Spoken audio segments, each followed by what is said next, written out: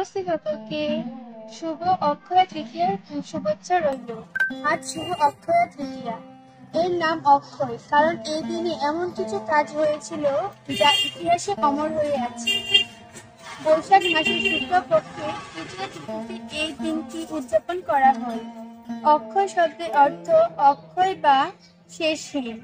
দ্বারকার রাজা শ্রীকৃষ্ণ একদম সামান্য পরিবার থেকে ভারতের বিশাল সমাজের মালিক হননি। ছোটবেলায় মথুরায় সুদামা নামে একজন শ্রীকৃষ্ণের এক বন্ধু ছিলেন। সুদামা অভিনয়ে সৎ, নির্লোভ, সচরিত্র, নিষ্ঠাবান, ভক্ত, ব্রাহ্মণও তার অন্তর্মুখী। নিজে এত দরিদ্র হলেও মুখ ফুটে কষ্টের কথা কাউকে বলতেন না। ছেলে মেয়েকে দুমুঠো খাবারও দিতে পারতেন না। ছোটবেলায় প্রাণের বন্ধু শ্রীকৃষ্ণকে অত্যন্ত ভালোবাসতেন তিনি। বড় হয়ে শ্রীকৃষ্ণ দ্বারকার রাজা হলেন। তার খ্যাতি সর্বত্র। এদিকে সুদামার অবস্থা দিন দিন খারাপ হতে লাগলো। এমন একদিন সুদামার স্ত্রী তাকে বললেন, তোমার বন্ধু কৃষ্ণ তো দ্বারকার রাজা, তার কাছে গেলে হয়তো কিছু সাহায্য পাওয়া যেত, তাতে আমাদের কষ্ট অনেকটাই ঘুচত। কিন্তু সৎ, নির্লোভ সুদামা স্বভাব সুলভ, লজ্জায় তাতে রাজি হলেন না। বললেন, আরে এ অবস্থায় কি করে ওর কাছে যাই বলতো। কিন্তু স্ত্রীর পীড়াপিড়িতে অনেকদিন পর বন্ধুর সঙ্গে দেখা হবে এই ভেবে রাজি হলেন। যাবার সময় তার স্ত্রী কৃষ্ণকে উপহার দেবার জন্য কিছু চিড়া ও খুদ সুদামার চাদরে বেঁধে দিলেন। এত বড় রাজা, তাকে কিনা সামান্য চিড়ের খুদ উপহার! কি করে দেবেন তিনি? কিন্তু এছাড়া তো ঘরে কিছুই নেই। সুদামার দ্বারকার পথে রওনা হলেন। দ্বারকায় পৌঁছে সুদামা অনেক কষ্টে শ্রীকৃষ্ণের মহল্লায় পৌঁছালেন।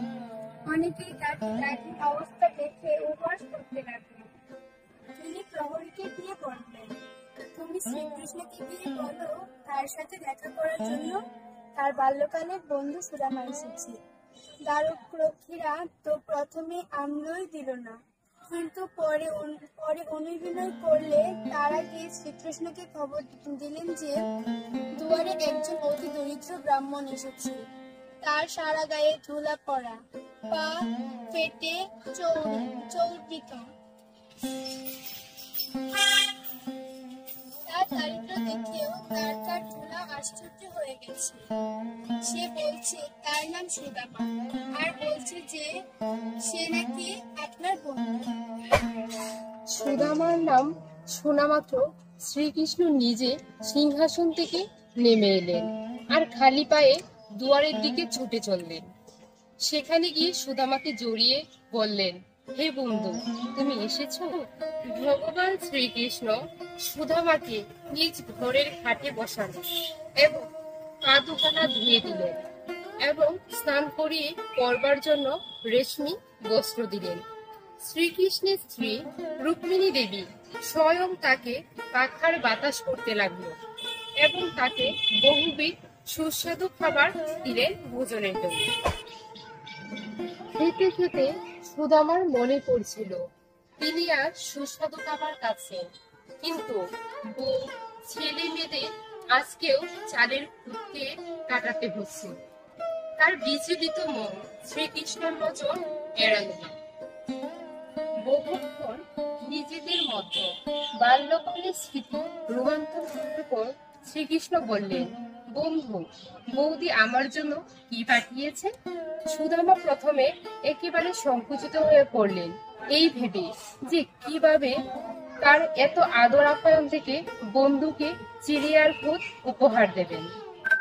কিন্তু শেষকালে শ্রীকৃষ্ণ পুটলা কেড়ে নিয়ে নিজেই সেই চিড়ে বের করে ফেললেন আর সেই 4 মুষ্টি চিড়ে খুব তৃপ্তি করে খেলেন।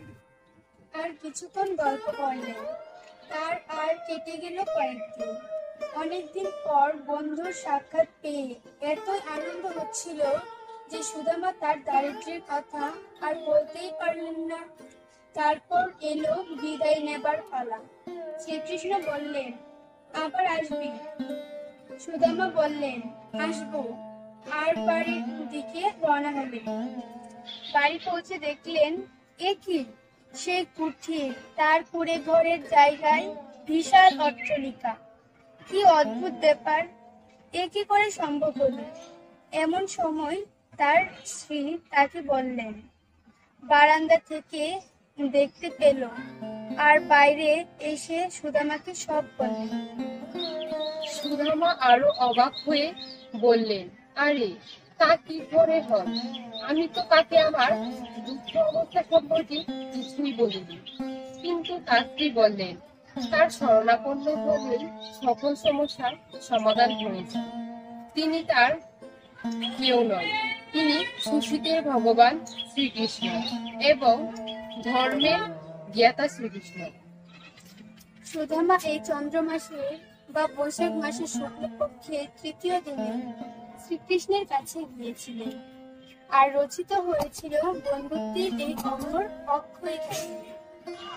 শ্রীকৃষ্ণের আজকের এই দিনে আমাদেরকে শিক্ষা দিয়েছিলেন কিভাবে অর্থবিত্ত বা সামাজিক শ্রেণী নয়, আন্তরিকতায় বন্ধুত্বের একমাত্র ভূতি।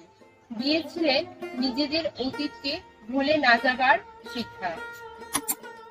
আর তাই মানুষ বিশ্বাস করে এই অক্ষয় তৃতীয়ার দিনে কোনো শুভ কাজ করলে তা অমর অক্ষয় হয়ে থাকে। শুভ অক্ষয় তৃতীয়ার শুভেচ্ছা রইল আবারও।